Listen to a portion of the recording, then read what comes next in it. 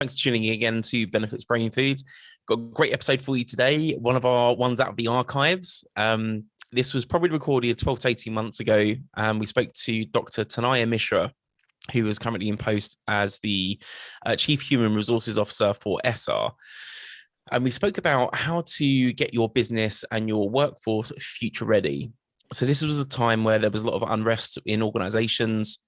Teams were thinking about how they need to evolve to future-proof their strategies and their workforce to cope with the new world of remote working, and ultimately what effect COVID was going to have on the economy and businesses themselves.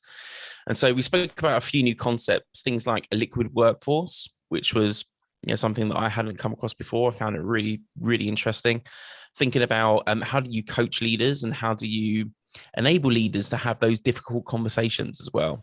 Yeah, we also spoke about it potentially in the future, how people are going to work for multiple companies or multiple employers. I think that's a really fascinating discussion. Lots of people these days have a side hustle or something like that, but it's usually a hobby. I actually personally believe as well that in the future, people are going to have multiple jobs and they're going to maximize their earnings, especially if they can do things like work from home non-stop. But enjoy the episode and we'll catch you next time. Like and subscribe and follow us for more.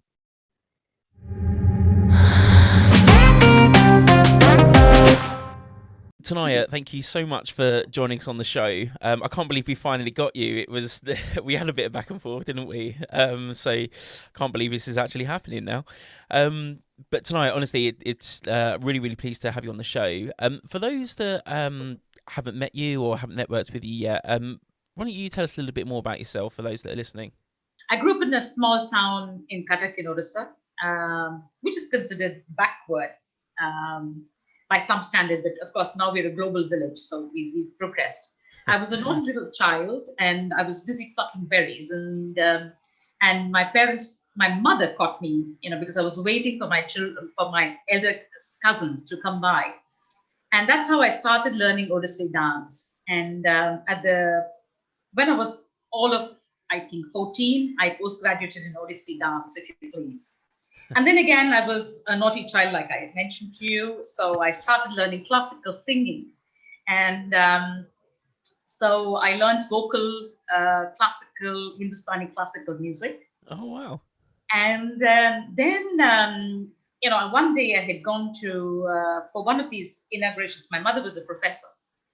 And somebody told me about basketball, so I wanted to play. So and the next day I went to her house walking, and she was not there. And then I went to the basketball ground, and that's how I started playing basketball. And I was in the national team when I was in class 10, which is a big deal. No way. Wow. What a happy coincidence to just happen past the basketball court and find your inner talent. I'm too short for basketball. Yeah, same. Yeah. And then while I was playing basketball, I heard about the National Cadet Corps, which is very much like the Scouts and Guides, if you call it. So I went for it, and I did rock climbing and parasailing and mountaineering, and was selected as best cadet for the state. And I went for the Republic Day parade. I did my guard of honor with the Prime Minister of India, the then Prime Minister, Mr. Rajiv Gandhi. And it was this very unique program which we had, was the Indo-Canada Youth Exchange. And I was selected for the youth exchange. I topped it, if you can imagine. I don't know how I did it, but that was really a very lucky year for me. That was year 1987. And I remember I was taking my last examination, and we have these guys in uniform, who was out right there. And he said, "You've been selected." I said, "Yay, I've been selected," So, and then I got a call from my home. My mother was trying to call me, and she said, "You know what? You've come third." I thought I'd got a third division, which is really a sad state of affair. Yeah. She said, "No, you come third." So I was like, "What do you mean? I studied very hard." She said, "Listen, you come third in the States in the newspaper." And that's how we got to here. I said, "Yeah." So that was really my lucky year. I got the third position in the state, and I was in the national team for basketball, and I had topped the NCC. Then I went to Delhi, to the Delhi School of Economics to study. But then I had jaundice. And while I had jaundice, I had come back home to Cuttack. This was in Delhi. Yeah. And I started taking admissions in law. And then I had a relapse of jaundice, so I came back home. So I did law, and I did a post-graduation in personal management and industrial relations. And my mom, being a professor, insisted that I should take on my PhD, which I started doing. I come from a conservative family, so we have arranged marriages. So it comes like an application, really. So my husband's, or rather, my application reached my husband's family, and then we kind of met, and then within a month we got married. Now, my father was very sure that I wouldn't survive my marriage because I was a complete tomboy, and he said, "In 7 days, and you're out of the place."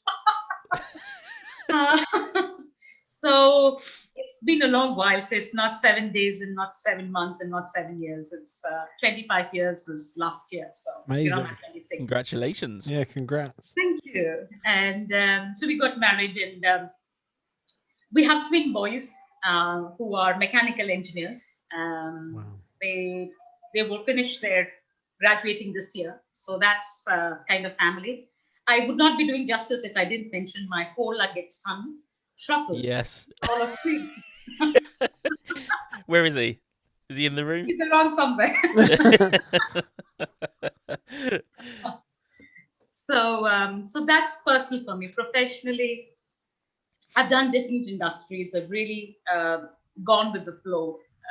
There have been circumstances in life where I've made certain choices. Currently, I work as the global CHRO for Essar projects.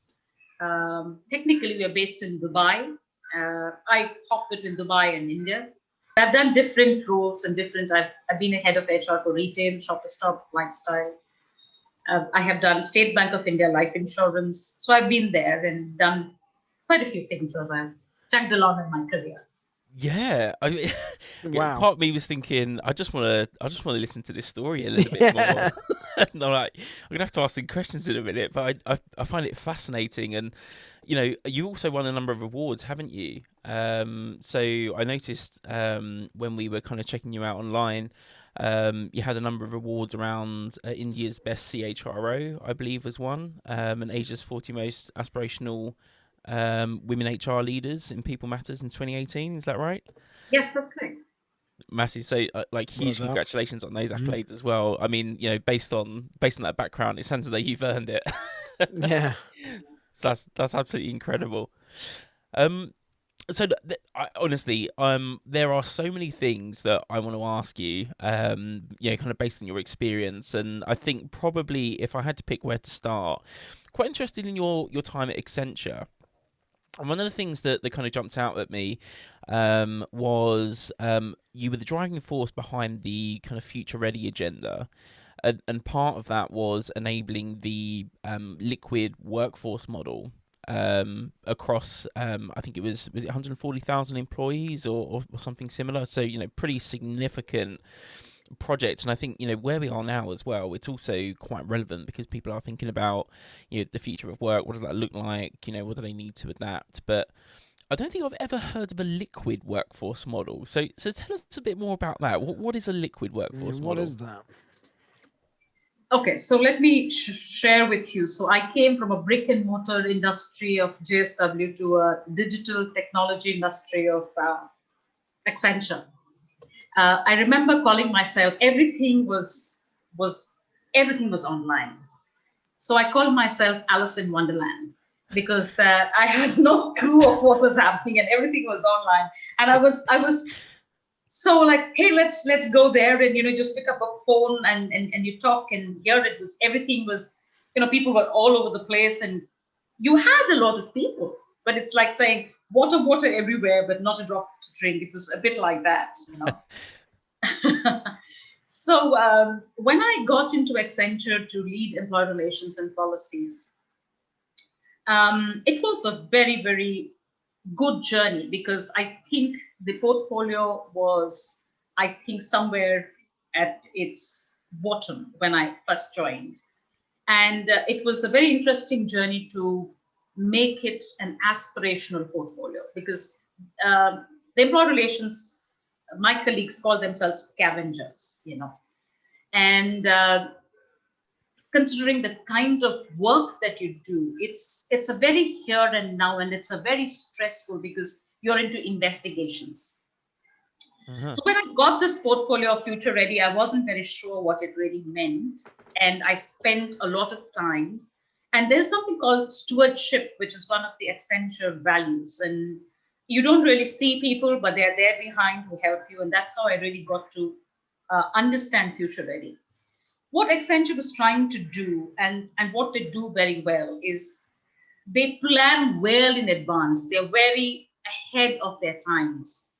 So they were trying to identify, first, they wanted to understand what is the process that we follow, the processes in every uh, vertical and function, and what are the gaps. Having identified that gap, how do we ensure we overcome that? So that was the first step. Yeah. The second was, what kind of an organization are we going to be? What kind of people are going to come in? Are you going to have bots that come into office, or is it going to be remote working? So those are the kind of topics that we discussed in Future Ready. Liquid workforce was something, so Pierre Natarin, who was the chairperson for Accenture, was always futuristic, you know. Yeah. And the thought process was, how do you multi-skill people without hiring? So he wanted everything to be agile. Everything was now. So I remember him saying, rotate to the new. Okay. So for him, everything was about innovation, everything about moving forward. So liquid workforce was where you decided, if you were working a particular project and you wanted people to come in, you advertised and you got in people who came in for that project, apart from the work that you did or what they did, and worked on that project and then moved back. So what happened is, you were not really hiring people, Yeah. you were skilling them, you were giving them a project which was interesting and different from what they did in their daily lives. And if for some reason they liked what they were doing, they offered themselves, right? So that's really what was Future Ready and liquid workforce in a nutshell. So I mean, that's fascinating. That's really interesting. It sounds more about being agile, allocating the resource to get the outcome, and then moving on to the next thing, right? Mm. How do you bring everyone into that kind of mindset? Was that already very much part of the business to be quick thinking, quick moving? I know you the two terms there being future ready and liquid, but did you have to educate people as to that way of working, or was it already in place? Well, some part of it was getting people into the fold of what you were trying to do. But as an organization, Accenture is very agile, very futuristic, and it thinks ahead. And people help you to do that. Because you see, it's a tech company. So you are constantly, if today it's something, tomorrow it's Python, and the after it's something else. So in terms of getting people, so what you did is you did get torch bearers, or you did get champions, and these were the leads who led particular functions or businesses, who were there, whom you called upon to share what you had done. So in the sense that there is no hierarchy, you can actually walk up to anyone. He could be a managing director at level 1 or 2 or Yeah. 3. It did not matter. But there was respect for what you did and what you brought onto the table. So in that way, you got people together and you told them what you were doing, and people kind of started coming along with you. And that's how the entire momentum, that's really what really happened. If you recall, Accenture was the first to move from something called performance management, or the bell curve, to performance achievement, where we did away with the bell curve. And this was something which happened across the world of Accenture. So that's really how it works. Yeah. I mean, it really resonates to me because it will keep people motivated a lot more, won't it? Because they're doing a lot more in a short space of time. They're moving on to the next thing. They know that they won't be potentially trapped in a role for a long period of time. And we spoke on another episode about just because someone's been in their role for 20 years doesn't mean they're any good at it. You know, it could be very much coasting. And that model, I think, a lot of the time should stop that happening because people know, right, I've got to deliver this. I've done this thing. Now I'm going to move on to the next. True. I really like the approach of kind of like a project by project, almost like, you know, kind of skills gap, you know, kind of upskilling for those people. And in a way, it kind of, like Jack and I spoke on another episode around kind of internal mobility rather than global mobility, you know, and people moving from country to country and you know, fulfilling their role in a different place or a different role, to actually enable people to move from team to team. And just because someone, you know, is a marketing manager now doesn't mean they're not going to be any good at solutions consulting, or, you know, just because they work in finance doesn't mean they're not going to be any good in HR, and kind of opening up those boundaries. Like, did you end up having, with those projects, people moving from kind of team to team as they, I guess, you know, in a way became more liquid, as they were kind of completing those projects, where people kind of finding perhaps some skills that they didn't realize they had, and then potentially looking at, you know, kind of mobility between internal roles as a result?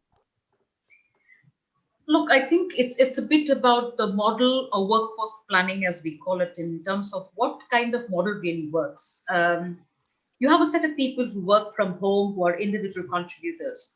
You have people, you know, as the company gets agile, what happens is, or is moving forward, you can give a lot of movement and people grow. But once they achieve a certain level, it becomes difficult for them to grow. And that's something which I was working on, and don't know if it came to the light of the day, but we were trying to see if we could have very senior people, say managing directors or senior managers or associate directors, who could actually work part time, who we were giving them the scope to go and pursue their dreams or take a sabbatical. So, what would happen is it would give them, we would retain them in the sense that they would be part of the company, but they could go and do something else and it wouldn't cost the company too much.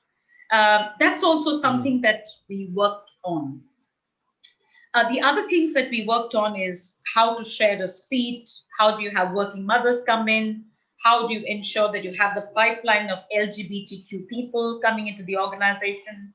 So we tried different models. I was part of some of them, I led some of them. So very interesting and very different way of looking at things. And it's really thinking out of the box and thinking what works and what doesn't work. Yeah. And like, I, you know, in a way, kind of resonate a lot with the, look, you know, not so much in the role I'm in now, but I know that when I've been in previous roles, the reason why I left was because I felt there was nothing else to do. You know, I'd achieved it, you know, I've completed it, and there, you know, there Level was up.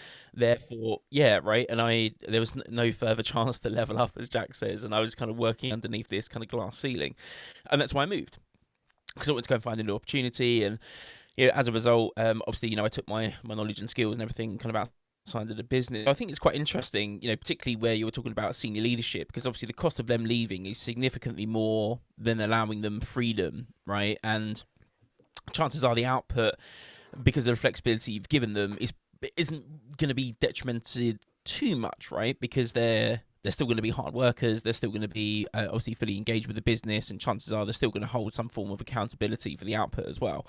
So, you know, I think that's a really interesting approach. But like, how do you get to the point where that's like a formal process? Like, is it a formal process, or is it like case by case where you feel someone is potentially, you know, a flight risk? So we say, hey, you know, John Smith, we think, you know, would you like some more flexibility in your role? Or, like, you know, are we meeting your needs in terms of challenges or anything, you know, we can offer you? Like how did it actually manifest itself?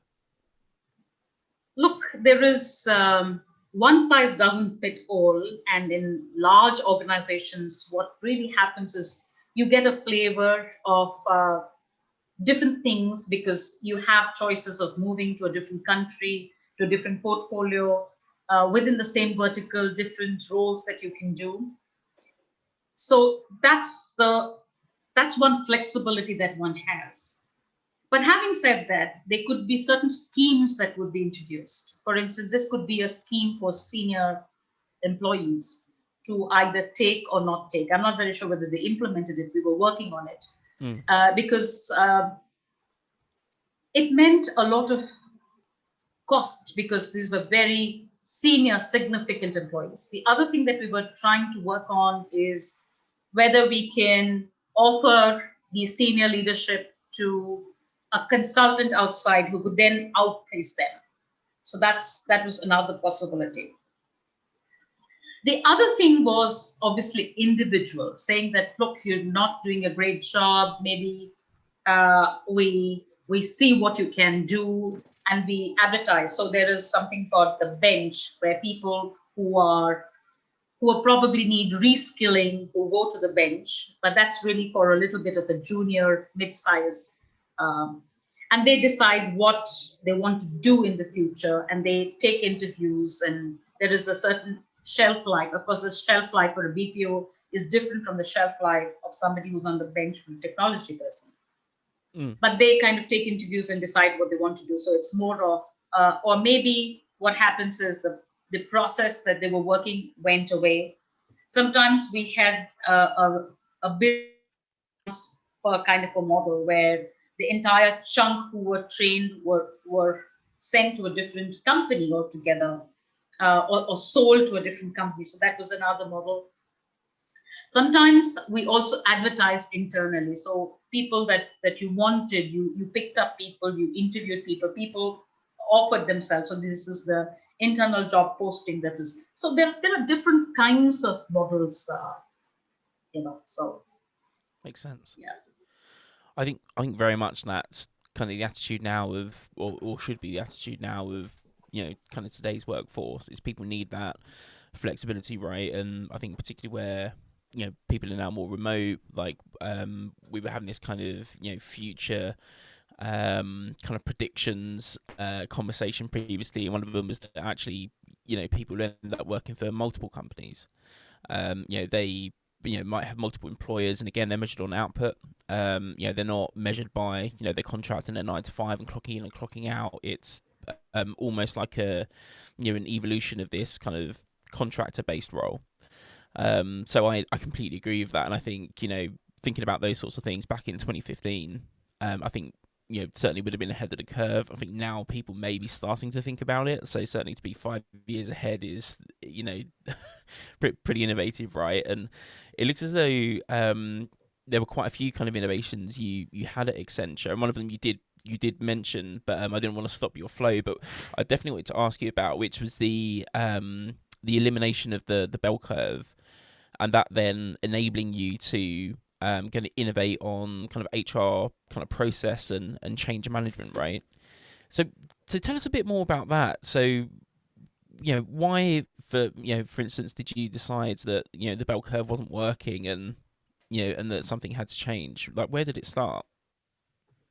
Well, it started in Davos, where our chairman actually announced that we're going to do away with the bell curve, and we were really not prepared for that one. And then Ellen Shook, who's the current global CHRO, and then also the CHRO during that, came back to her senior leadership and said, hey guys, we've got to do something. And then it's amazing the kind of chain reaction that happened, where it was a process where people volunteered, stewardship, like I said, they came forth and the leadership decided on the model that it was going to be. But in the long and short of it, what performance achievement meant was that you were measuring yourself with your own output.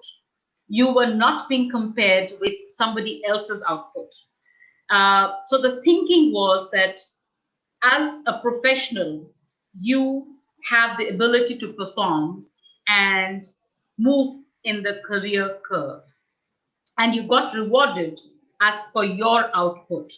So what we used to do, if you remember, we had the bell curve, and you said, okay, 10% bottom performers and 10% high performers, and then the rest was part of that, that median. Along with that was also about how did you manage the compensation. So we got into a kind of a software or a digital kind of a compensation where a kitty was decided for a particular function or a vertical, which was given to the lead for that function or vertical. And these positions were mapped with the compo ratio, since you're both from compensation and benefits, and it's like preaching to the choir or singing to the choir. So, it was kind of it was decided in terms of what you should get for a particular position, and depending on what was available or where that function was in the market. Basis which you had a certain kitty to play with to bring the person up. So it was primarily the percentile that you wanted to follow for the function and for the vertical, and the other one was obviously the kind of work that you had done. So it all went up. Sometimes you went up because you were lower, you were as per the benchmark of that position. So we organized all of that. And if you were a great performer, of course, we had the incentive which went along with it. And then if you were a super performer, you got an additional bonus and stocks as well. Yeah. So was that a revolutionary thing for the organization? Because obviously a lot of companies would probably shy away from that approach, because you could look at changing a lot of people's remuneration or compensation at the same time, and it costs a lot of money. People would rather pick away at people, a small amount over the course of a significant period of time, rather than going, right, we've got a group of people here all performing really, really well. We can see not only benchmark, but against other peers internally, they're not paid as much. So we want to increase people's compensation. That's quite a fresh approach. And I think organizations wouldn't want to admit it, but they'll shy away from it because it's too expensive. Was it a change in mindset to do that? Did it cost a lot of money? Was there a lot of people that were impacted by it? This performance achievement wave was across the entire world of Accenture. This was the first time that it was happening ever. Wow. Ever in the history of corporate world, the world of corporate companies. Very refreshing. And the entire organization went around it. And there were many workshops, and people volunteered, and there were, we are doing Zoom now, but Skype was something which was even there. We were working remotely. 2015, working remotely was not something new. It was something which was accepted. So the philosophy, we worked around the philosophy and the culture. If, however, people felt that what they deserved was not coming through, we had committees who would evaluate whether it was done in a manner and whether justice was given. And these were people who didn't know who these people were. So in terms of the committee, it would be people who did not know who these people were. And it was something which was very neutral feedback. We also went about training people on how to have these difficult conversations, because it was all about performance. How to have these discussions where probably you didn't get a great increment. It was not like everybody got a big slice of plum cake. It was the deserving ones that got the benefits, and some which we didn't get. Got the plum cake, yeah. But the way that went about it, Jack, is that the kitty was decided before. So you only had to apportion the kitty as per the performance and where the person was in terms of the market percentile. Yeah.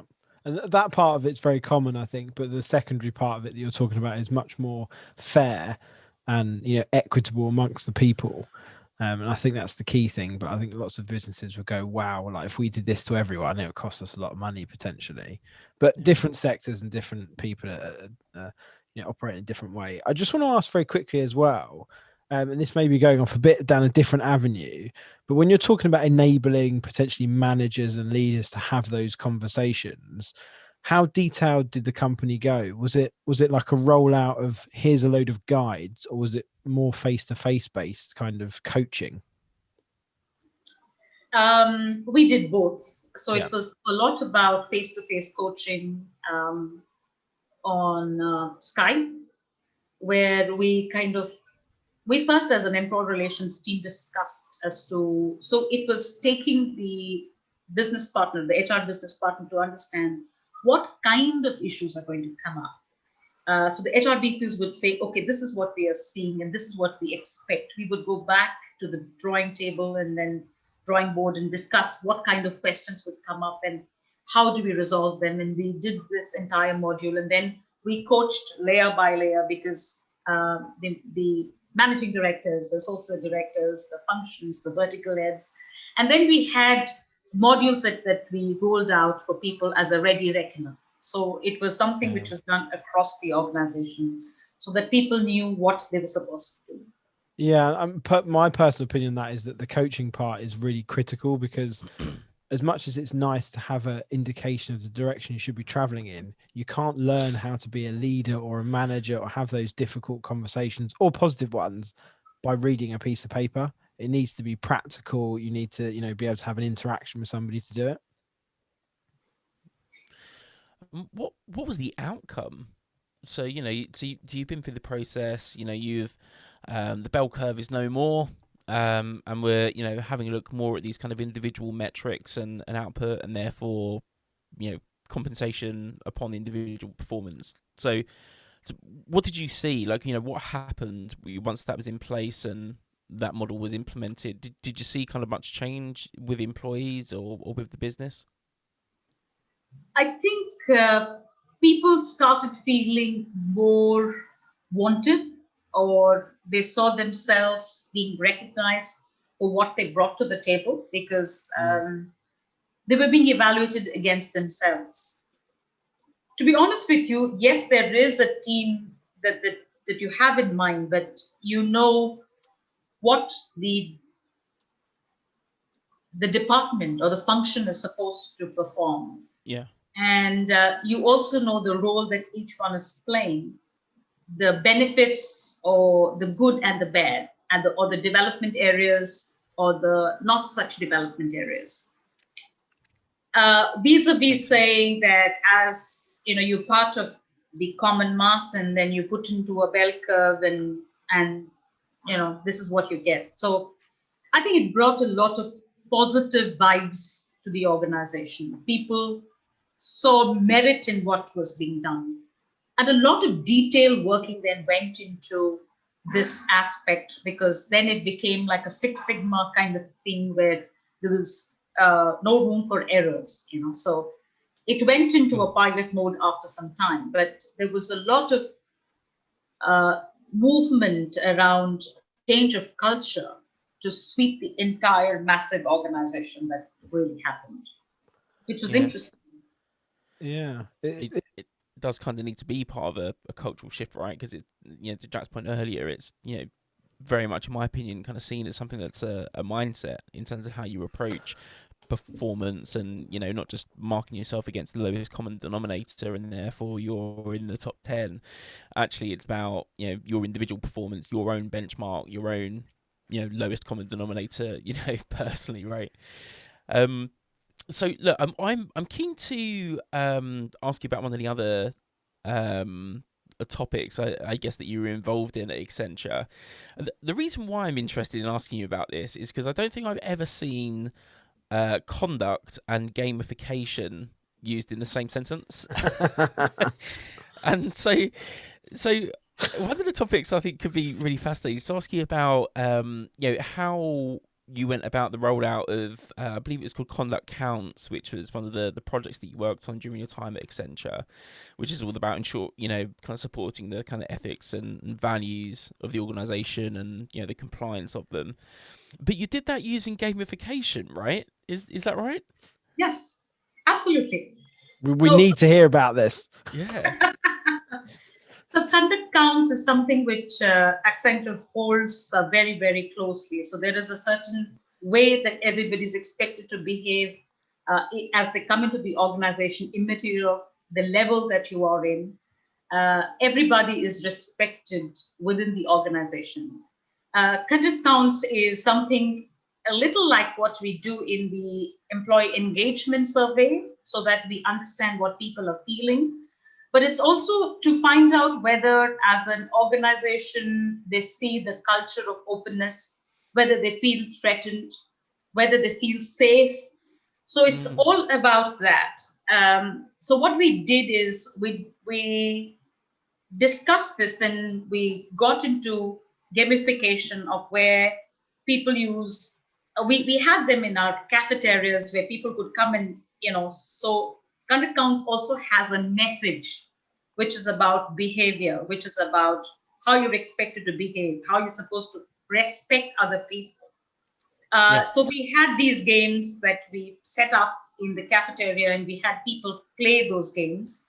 And then we also put it under the training and development. So most of it is about, Accenture follows a very thorough process of digitization of the learning modules, where you can take whatever modules that you need, depending on what level you are in, but you're expected to finish by a certain time.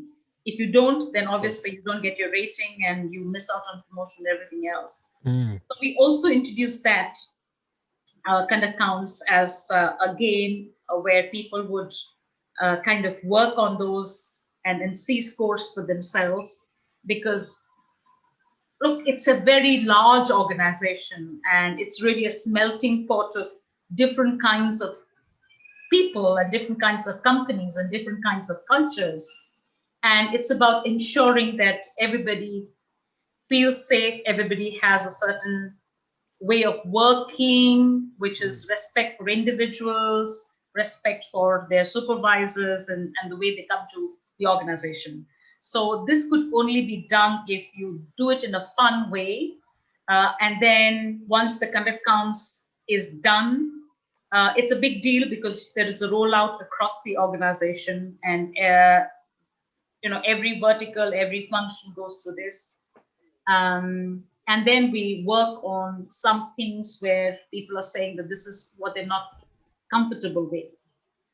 There is also a team that then takes it up to themselves to push this forward and ensure that we make ourselves better as an organization. It's in a way when I think about it, like the kind of gamification of conduct, it's not hugely dissimilar to values, is it? Right, because it's the way, how do we behave, and it's having integrity with those behaviors, and ensuring that we are behaving ourselves in the right way, and as I say, conducting ourselves in the way that the business wants to, and we regularly kind of reward values, I guess, don't we?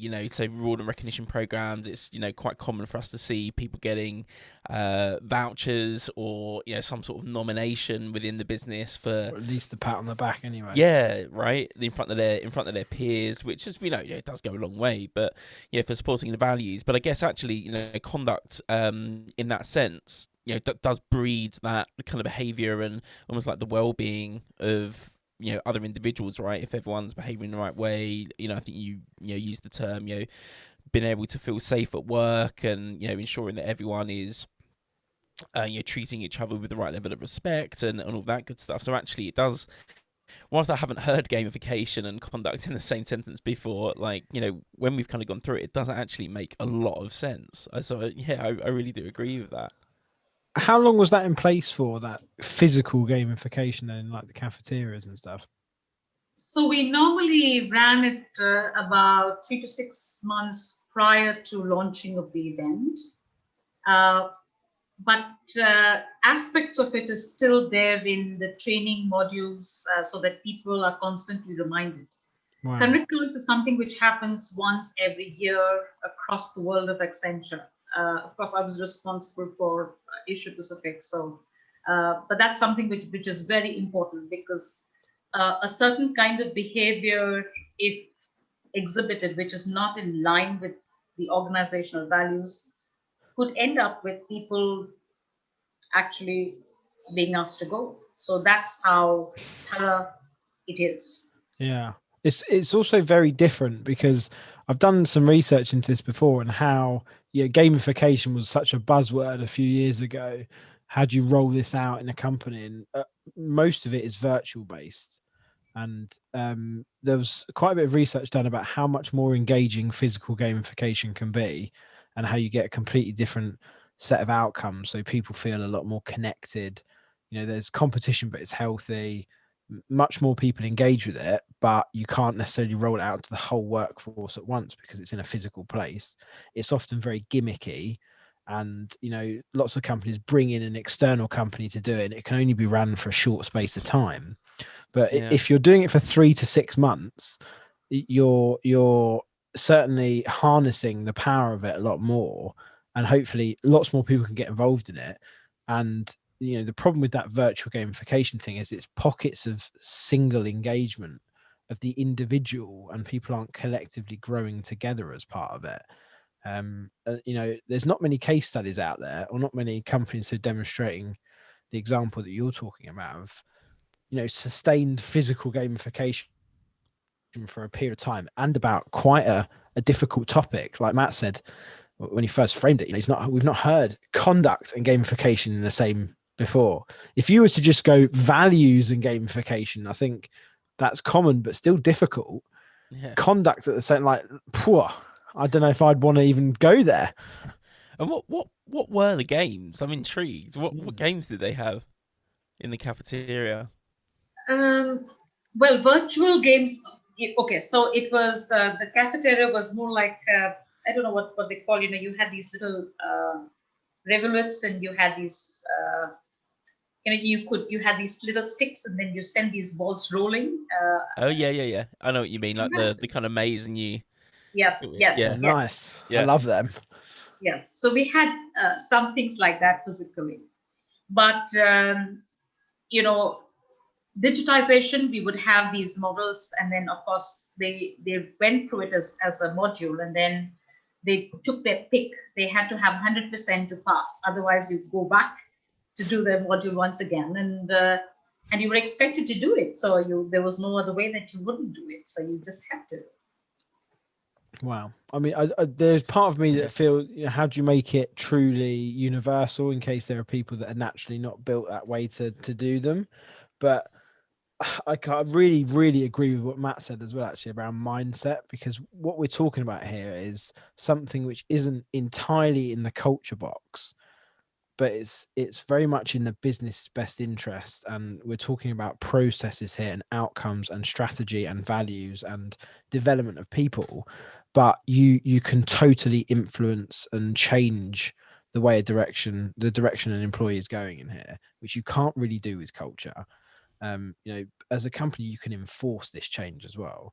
And I mean, I've got to go away and stick my head in a hole somewhere and research a load of stuff on company mindsets and how to change it. But it's a topic which I think can be quite expansive alongside culture. So it's really interesting to hear your insight on that.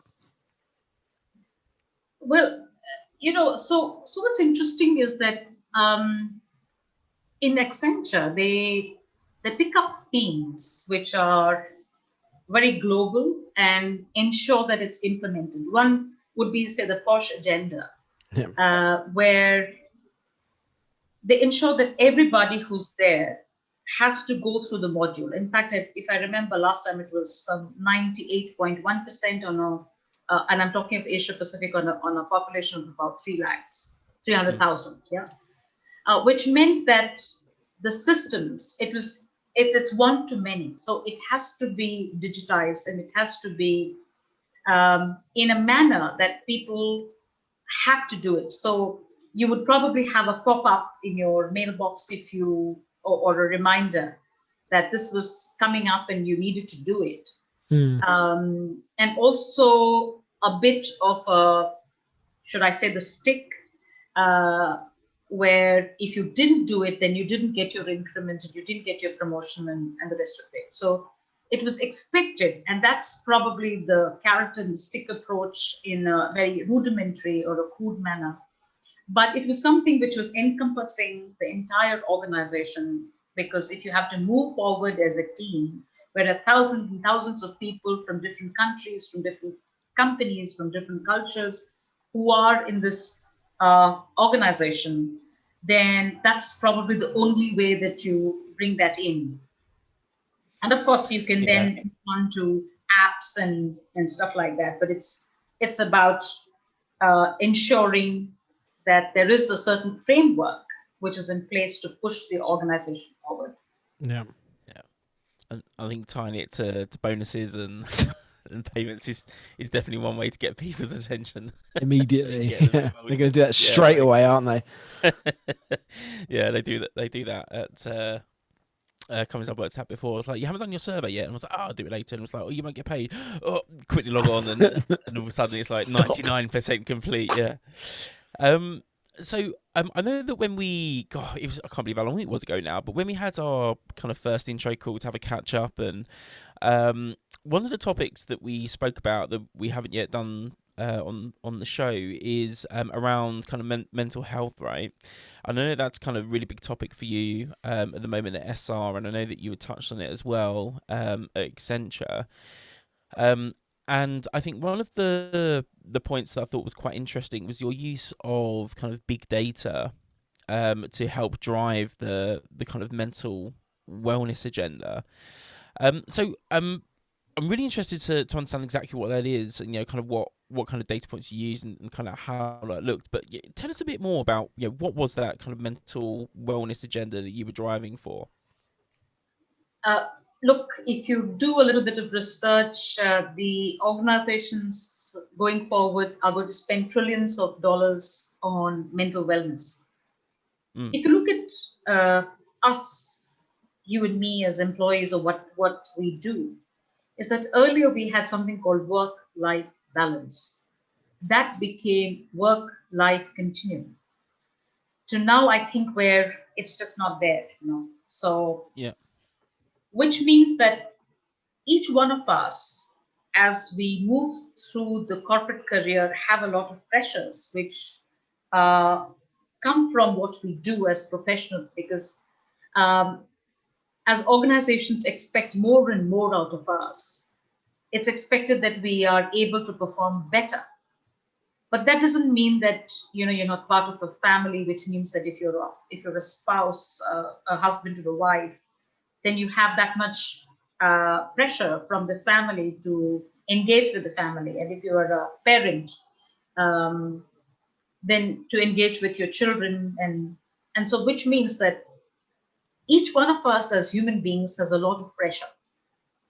So as the employee relations department, we used to handle a lot of cases, or what happens to people. And we had a lot of data that we came across, thousands and thousands of cases. Yeah. And this was something which was the big data that we got into, and we started having something called PI, or predictive indices.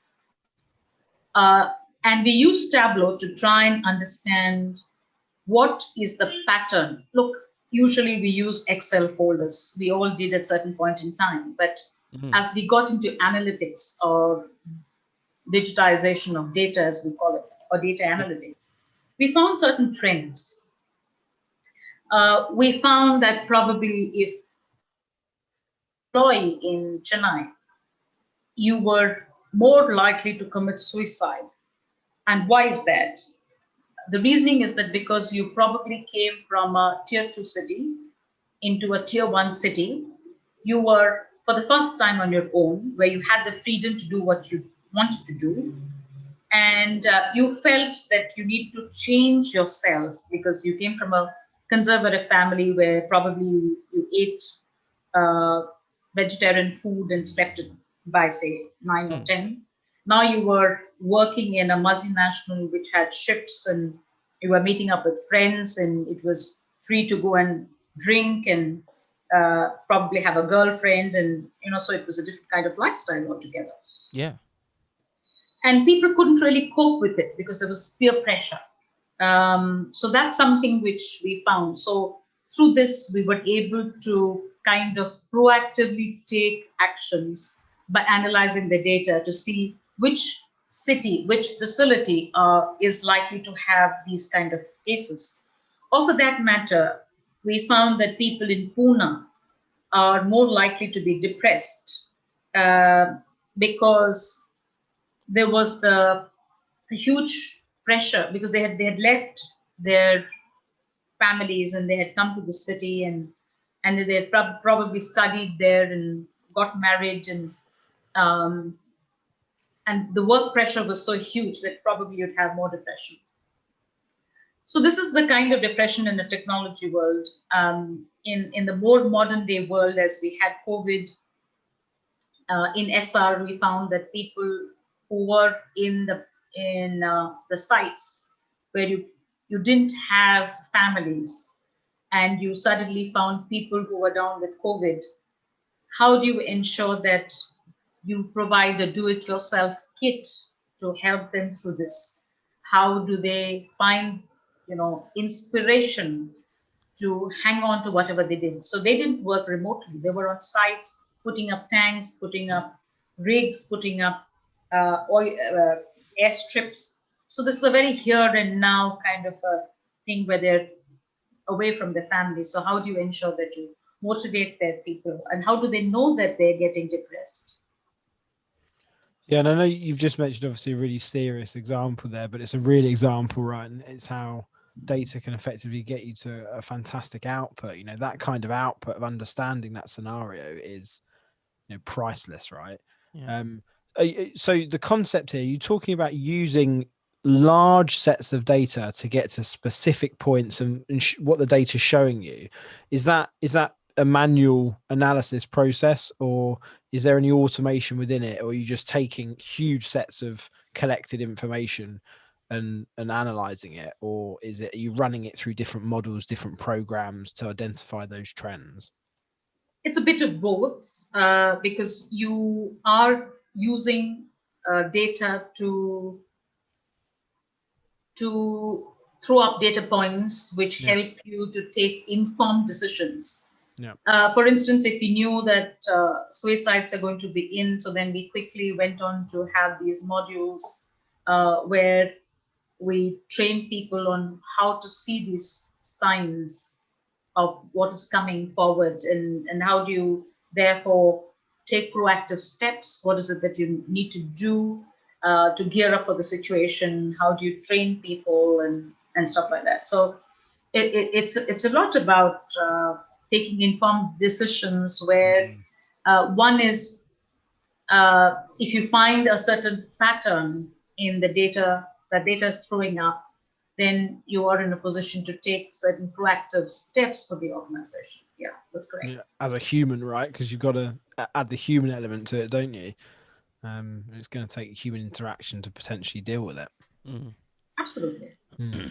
And I'm interested to know, like, what were your main data points? And I know that there's a kind of ethics conversation around, analytics and what data you collect, and for what purpose you use it for, and then how much will employees share with you. And I think sometimes people really do aspire to evolve their practice around analytics, but I think sometimes struggle to understand what data points should we be looking at, or kind of understanding what the question is first before getting into the detail of what data you therefore need, what trend you're going to potentially look for.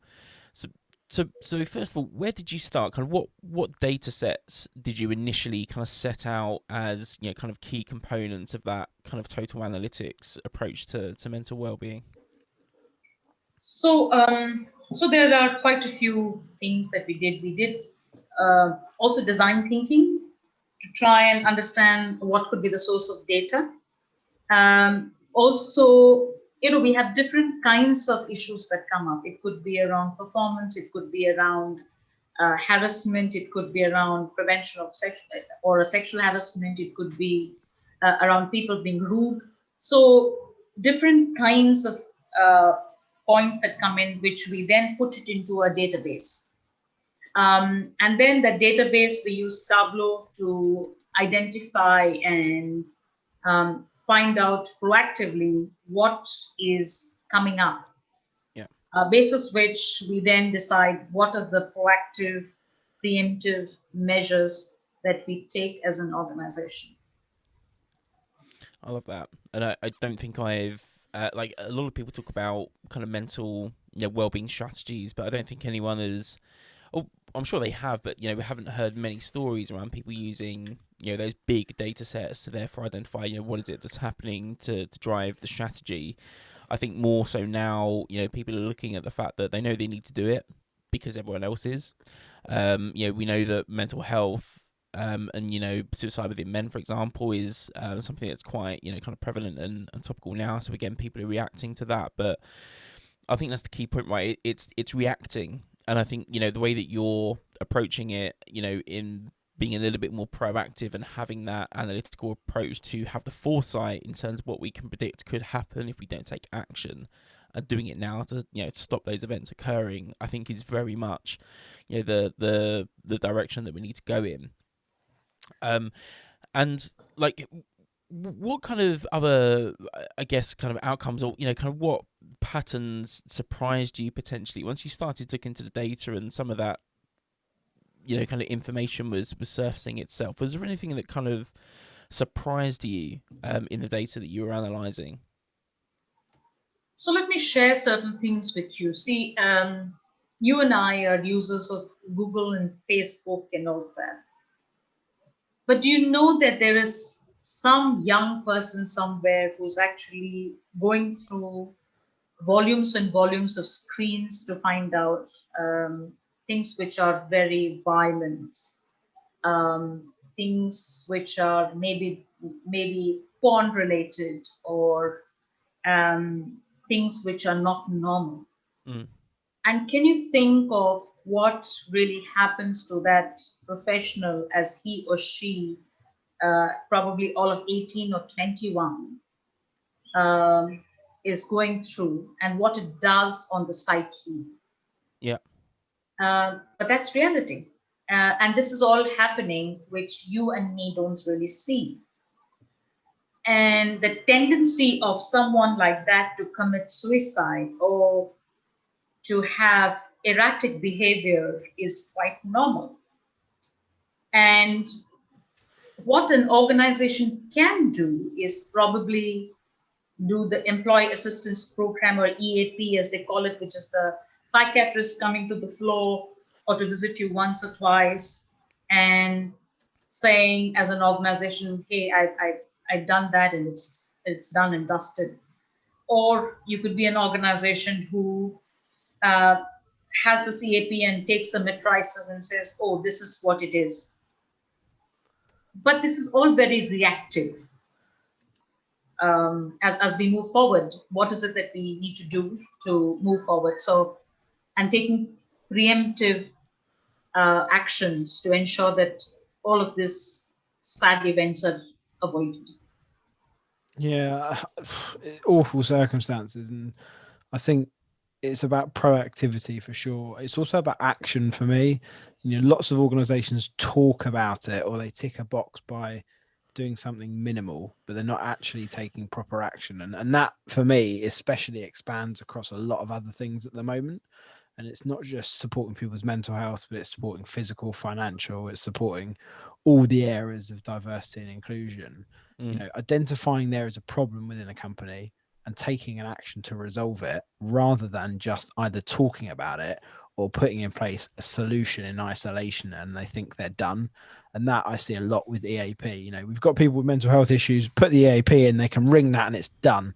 We don't need to deal with this. And I've heard some horror stories of EAPs not doing half of what they're supposed to do, let alone going on to the next stage and actually supporting someone when they're in a time of crisis.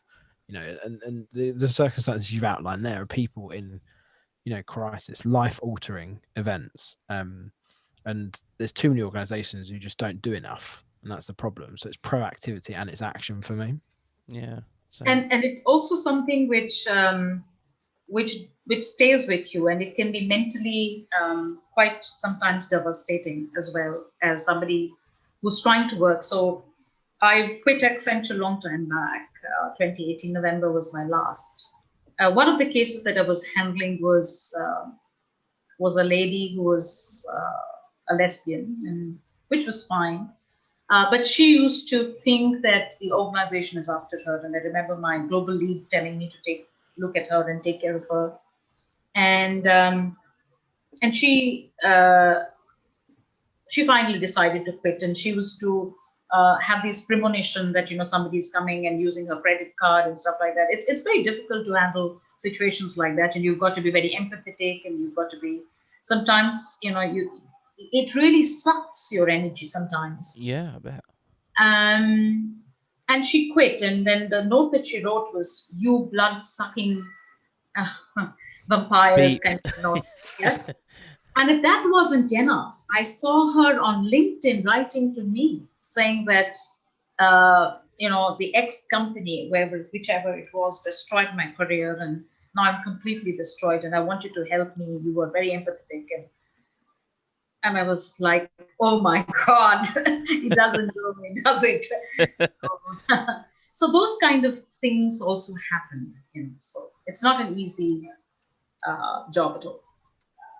No, I mean, it's almost, I think in some organizations it's the fear of exposing yourself to that, isn't it? And I think that's why some probably don't go as far, to Jack's point, as taking the action. They talk a good game, and they have the strategy and putting it into practice. I think there is still those barriers to it where let's be honest, right? Those conversations aren't easy.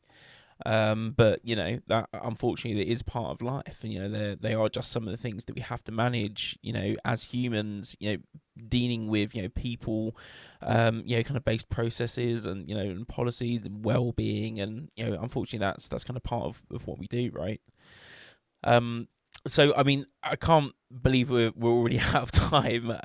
There's about another 20 things that I wanted to kind of ask you. So we'll probably end up setting up another episode if you're up for it. But look, tonight I just wanted to thank you so much for joining us on the show. I find your stories fascinating. I think I could listen to them all day, and certainly your experience. I think people listening and kind of watching the interview are going to find really, really valuable. So thanks so much for taking the time to share some of those insights and tips, and some of your thoughts on how to approach those kind of well-being topics, and having those liquid workforce strategies, and some of those, I guess, kind of outside of the box kind of thinking. I think it's going to be really, really valuable. And Chancellor, I probably imagine people have got a few questions for you as well after listening. So if people wanted to get in touch with you after listening to the podcast or watching the interview, what's the best way for them to get in touch? Oh, you can always write to me. My Gmail address is Tanaya Mishra, Mishra, @gmail.com. So please feel free to write, and or you can find me on LinkedIn as Dr. Tanaya Mishra, and I'll be happy to answer any questions that you have. And it was an absolute delight to come on your show and to hear you. And thank you for having me here. Thanks Brilliant. so much, Tanaya. Thank you, Tanaya.